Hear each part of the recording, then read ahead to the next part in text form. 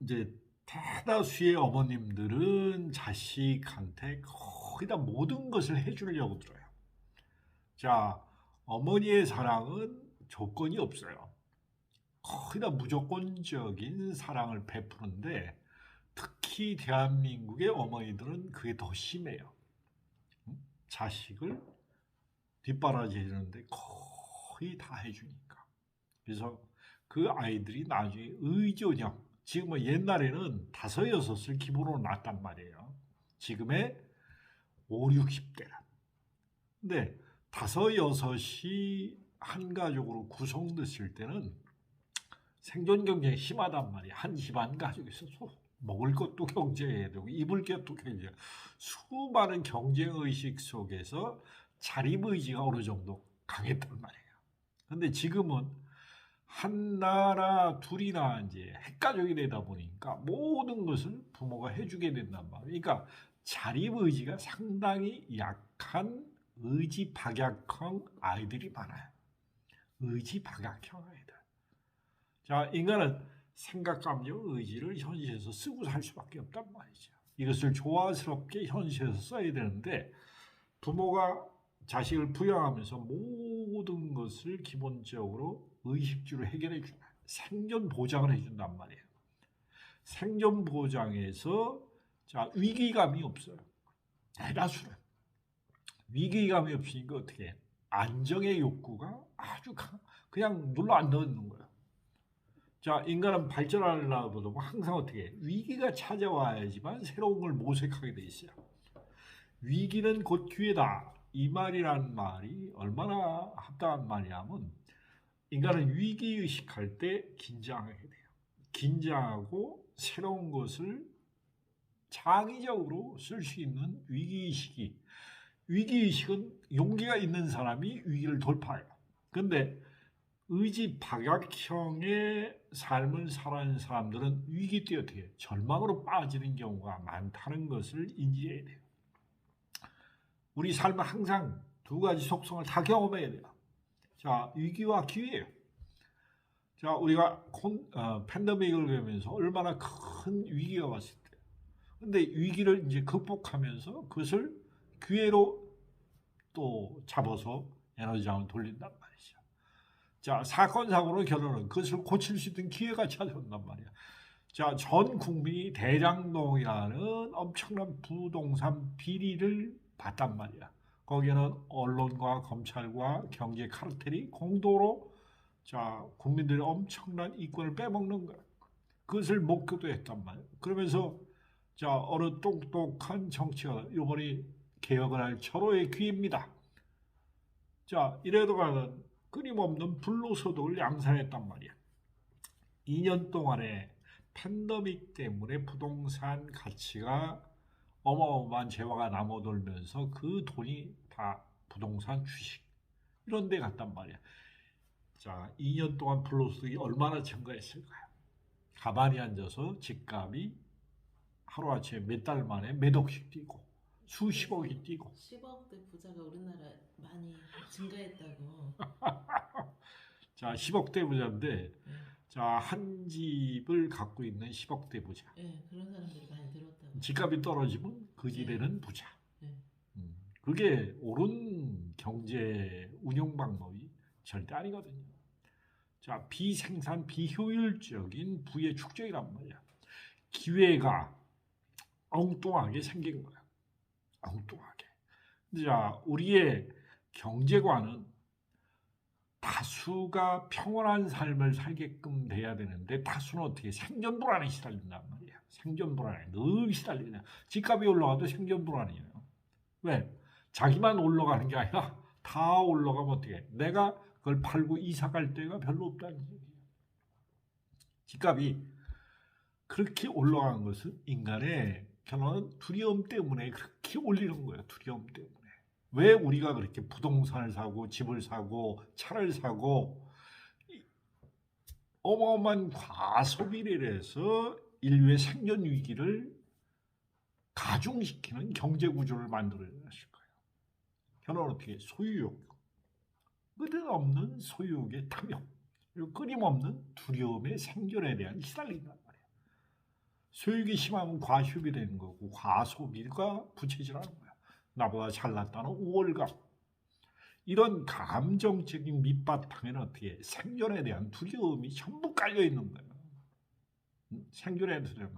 거기는 어떻게 내가 옳고 너는 그르다는 가치 판단 능력 때문에 인식의 구조의 문제가 해결되지 않는 인간은 끊임없는 싸우게 돼요. 싸우다 보면 결론은 자멸하게 되지 인간은. 과학의 궁극적인 목표는 어떻게? 인류의 삶을 개선해서 너와 내가 함께 공영공존한 시스템을 만들었는데 인류의 과학과 경제는 어떻게? 끊임없는 생존 투쟁하다가 자멸하는 시스템이 두려움의 구조의 모순성을 지금 우리는 현실에서 보고 있는 거야. 석탄은 중국에서 호주에서 석탄을 수입 못하니까 어떻게? 우리나라가 당장 요수수라는 물류 대란이 오게 생겼어요. 그 여파로.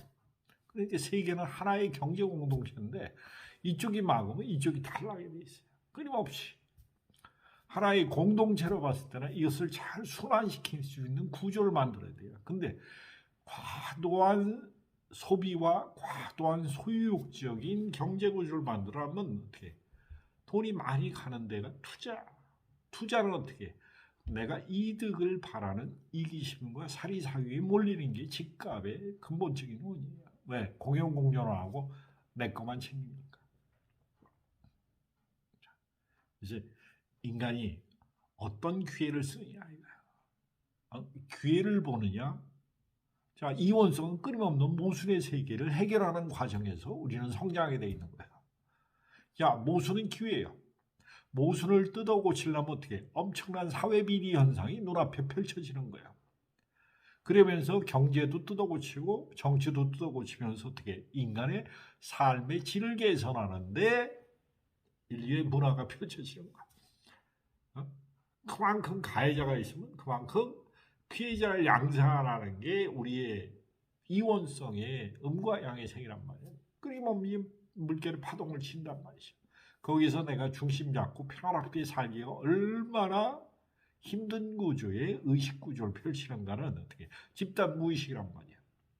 남자의 우월성, 여자를 학대하고 여자를 종속시키는 이 문화도 결국은 인류의 집단 무의식이에요. 집단 무의식은 어떻게 두려움으로 보는 세상이 커지면 커질수록 인류의 집단 무의식은 어떻게 생존 경쟁에 시달리고 소유욕적과 탐욕과 이기심과 사리사욕이 강조되는 세상으로 펼쳐집니다. 그럼 어떻게? 너와 내가 아니라 나만 살아남어 하는 이 모순된 에너지가 끊임없이 서로를 죽이는 경제구조가 된단 말이죠.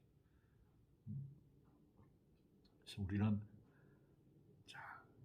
너와 내가 공영공존할 수 있는 의식구조를 엄마의 사랑에서 배워야 된단 말이에요. 엄마의 사랑. 엄마의 사랑을 잘 보시면 이게 하나님의 사랑하고 똑같아요. 엄마는 아프면서도 줘요. 그죠? 아프다고 내색하는 부모들은 많지가 않아요. 대부분의 끊임없는 참고 인내하면서 자식의 에너지를 부양해주는 밑거름이라는 에너지를 준단 말이죠. 자, 김진호라는 가수가 있어요. 가족사진이라는. 그 노래의 가사를 잘 보면 어떻게 엄마 아버지는 어떻게 자식의 밑거름이에요. 자, 자식이 나의 삶을 나의 에너지양을 먹고 잘 자라가시고 활짝 꽃을 피워서 살기를 바라는 부모가 하나님 마음이란 말이죠. 그런 부모가. 근데 그 부모는 어떻게 옳고 그름을 따지지 않는단 말이죠. 조건을 따지지 않아요. 기회가 되고 기회를 승화시켜서 너의 삶을 잘 펼쳐서 너의 나름대로 행복한 삶을 살아볼 기회를 늘 베풀어 주는 게 부모 마음이란 말이지. 근데 우리 자식들은 어떻게 부모의 에너지를 쪽쪽 빨아먹고 사는 거거든. 그래서 잘 살면 좋죠. 그렇죠. 잘 살면 부모 마음이 그만큼 뿌듯한 거예요. 바라보는 마음이 뿌듯하죠. 네. 내가 잘나놨구나. 내가 잘 길렀구나. 하나님은 그런 마음일 거야. 내가 만들어 놓은 창조물이 내가 이 세상의 물질계에 드러내는 이 효과가 서로 어떻게 꽃이 활짝 펴가지고 만개했을 때 세상의 생명의 번창한 모습을 봤을 때 하나님도 뿌듯할 거야. 그다음에 우리 삶을 어떻게 각종의 다양한 사건 사고는 기회를 창조하고 모순을 새롭게 고쳐가는 시스템을 만들어가는 중요한 거죠.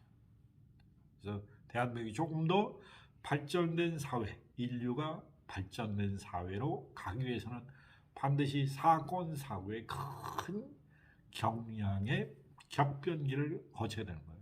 자, 자기 자신도 어떻게 상처가 많아야지 그 상처를 치유하면서 승화된 삶을 사는 고뇌를 번민과 각종 내면의 갈등으로 아파서 그 아픔을 치유하는 과정에서 성숙한 삶으로 변한단 말이지.